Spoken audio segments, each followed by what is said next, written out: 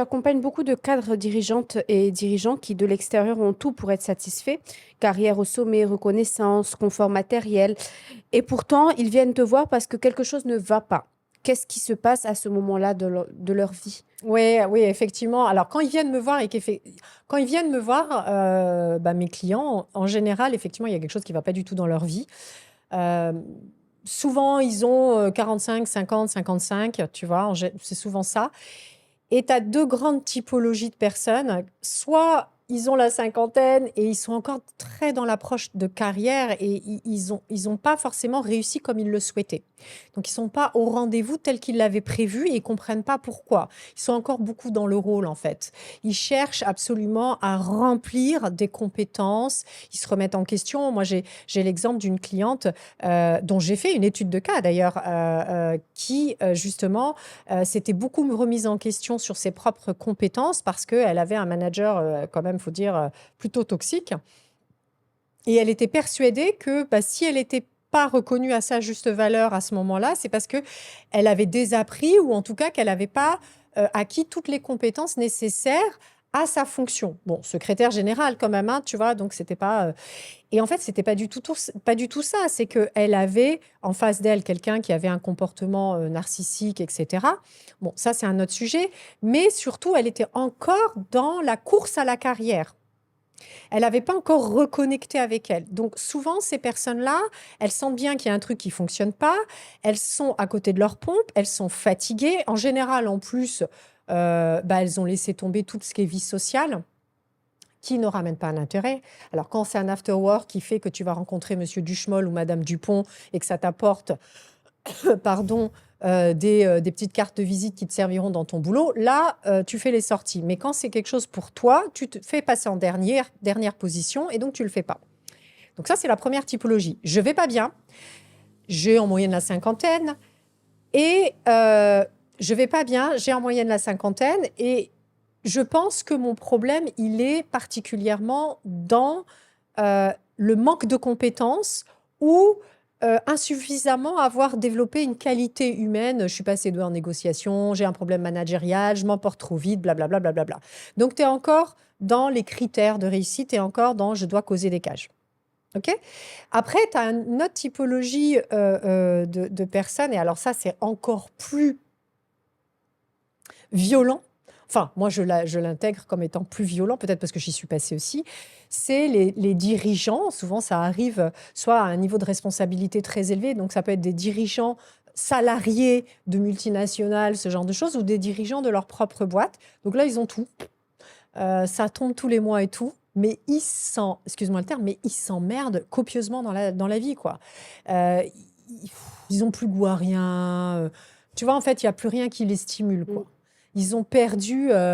Dernièrement, je voyais un truc, alors ça va peut-être faire rire certains, mais je voyais, tu sais, l'humoriste Kev Adams, Mhm. qui est parti se challenger aux États-Unis. Tout le monde trouve ça génial et tout. Il a dit quelque chose d'extraordinaire. Il dit, j'en pouvais plus. Moi, je voulais retrouver l'ambiance du Comedy Club. J'avais envie de retrouver cette adrénaline où je ne sais pas si je vais passer sur la scène ou pas. J'avais envie de retrouver la raison pour laquelle je fais ce métier-là, en fait. J'avais pas, j'en pouvais plus d'être baquée comme ça en France avec toute la logistique dès que j'arrivais quelque part avec les tapis rouges. Je voulais retrouver la flamme, en fait, ce métier-là. Et donc, ces dirigeants, alors, ce pas forcément des humoristes, quoique j'accompagne des artistes, hein, des acteurs, des actrices, mais si tu veux, ils ont tout et ils s'ennuient dans la vie, quoi. Ils s'ennuient et ils se sont complètement perdus, ils savent absolument plus qui ils sont. Et là, le drame, en plus, c'est que comme ils ont accès à tout, la glissade avec les vis est assez rapide. Donc, ils vont compenser. Ils vont compenser par trop sortir ou plus du tout sortir. Ils vont compenser par aller se faire une retraite à ayahuasca avec le premier chaman qu'ils ont trouvé parce que c'est fun et c'est à la mode. Ou alors, au contraire, aller refaire un quatrième MBA à Harvard. Tu vois, parce qu'ils pensent que les gars, c'est ça qui va leur faire les rendre heureux. C'est juste le quatrième, mais tout va bien. Et en plus, ils vont perdre des amitiés parce que ils vont avoir du mal à gérer leurs émotions. Tu vois, c'est le syndrome du dirigeant parfait. qui regardent le match de foot en charentaise, mais avec un seau à champagne parce que ça fait bien, tu vois. Non, mais on rigole, mais ça existe, hein. Donc voilà.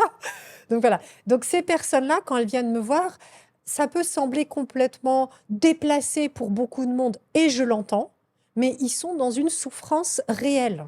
Ils ne savent plus comment raccrocher les wagons dans leur vie. Ils veulent se retrouver, ils veulent retrouver la passion, la flamme. Ils veulent exister pour qui ils sont, sans forcément envoyer tout péter. Parce que, by the way, s'ils ont un confort de vie, c'est qu'ils ont envie de le garder.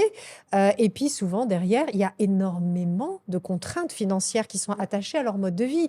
Ils ont des enfants, généralement, qui font des études. Et je ne vais pas déballer la liste que ça coûte à un enfant qui fait des études, hein, surtout quand il veut aller dans un pays à 6000 bornes de toi. Ils ont des crédits immobiliers parce que tout se fasse, il a fallu le financer. Ils ont un groupe d'amis qui a l'habitude de vivre d'une certaine manière qu'il faut suivre parce que statut social oblige. Ils ont peut-être aussi les parents en charge. Donc, si tu veux, ils peuvent pas tout envoyer péter. Donc, quand ils viennent me voir, il y a vraiment une souffrance qui est réelle et une volonté de dire, il faut que tu m'aides là, il faut que je reprenne les choses en main, il faut vraiment que je déroule un plan d'action qui fait sens, d'accord? On va faire un business plan, s'il te plaît, mais le produit, c'est moi. Et donc, on y va. Et c'est ce qu'on fait. Et c'est très important, pardon, parce que, en plus, et ça, j'insiste sur ça, je parle beaucoup depuis tout à l'heure de la culpabilité, parce que ces personnes-là, elles ne s'autorisent pas à souffrir. Ce qui me vaut passablement des situations extrêmement touchantes émotionnellement, parce que quand ça dépose les armes au sol, c'est impressionnant. Donc, elles n'osent pas se plaindre. Elles n'ont pas le droit. Et donc, en plus, elles ont à gérer, un, leur souffrance, et deux, la culpabilité. Et donc, derrière, émotionnellement, ça ne suit pas du tout. Et ça peut conduire à des catastrophes professionnelles et émotionnelles aussi, et physiologiques, hein. Ton métabolisme, il prend, hein. Il encaisse.